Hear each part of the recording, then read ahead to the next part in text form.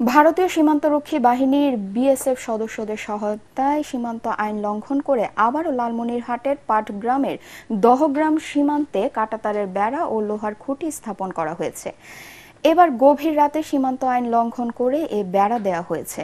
খবর পেয়ে ঘটনাস্থলে গিয়ে বিজিবি বাধা প্রদান করলে নির্মাণ কাজ বন্ধ রাখে বিএসএফ।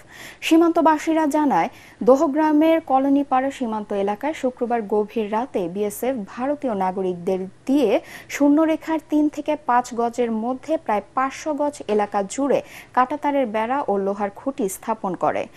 পরে খবর পেয়ে বিজিবি জওয়ানরা ঘটনাস্থলে গিয়ে অবস্থান নেয়।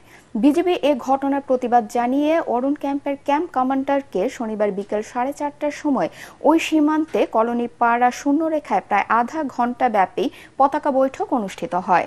এতে বিজিবির পক্ষ থেকে পানবাড়ি কোম্পানি কমান্ডার সুবেদার আইয়ুব আলী 7 সদস্যের প্রতিনিধি দলের নেতৃত্ব দেন। অপরপক্ষে ভারতের বিএসএফ বোটবাড়ি কোম্পানি কমান্ডার জালম সিংহের নেতৃত্বে 7 সদস্যের প্রতিনিধি দল সভায় অংশ নেন।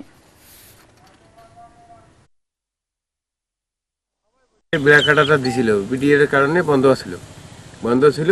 এখন ভুট্টা বড় বড় হয়ে গেছে। এখন আমার রাতারাতি মানে এইটা দিতেছে, এইটা দিলে তো আমাদের অসুবিধা। আমাদের বর্ডারের সাথে ধরেন যে রাস্তা আছে, রাস্তার সাথে আমাদের জমি, ওখানে গেলেও ওদিক থেকে সরে আসবার বলে আমাদের খেতেও তো যেতে দেয় না। কালকে রাত্রেবেলা দিছে বেড়াকাটা, তারপরে আমরা সকালবেলা দেখি যে বেড়াকাটা দিয়ে দিয়েছে, পরে সবাই জানাজানি হলো।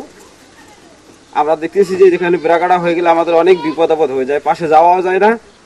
আবার আমাদের জায়গায় যদি আমরা থাকি, আমাদের এরিয়া থাকলে আমাদেরকে দাবার দেয়। আতঙ্কের মধ্যে আছে, রাত্রে ঘুম পাড়তে পারি না। মনে করো যে একটা ফটকা ফুটাইতেছে, গুলি ফুটাইতেছে, ঘুম যাবে না, উঠিয়ে বসে থাকি। আমরা তো আতঙ্কের পরেই আছি।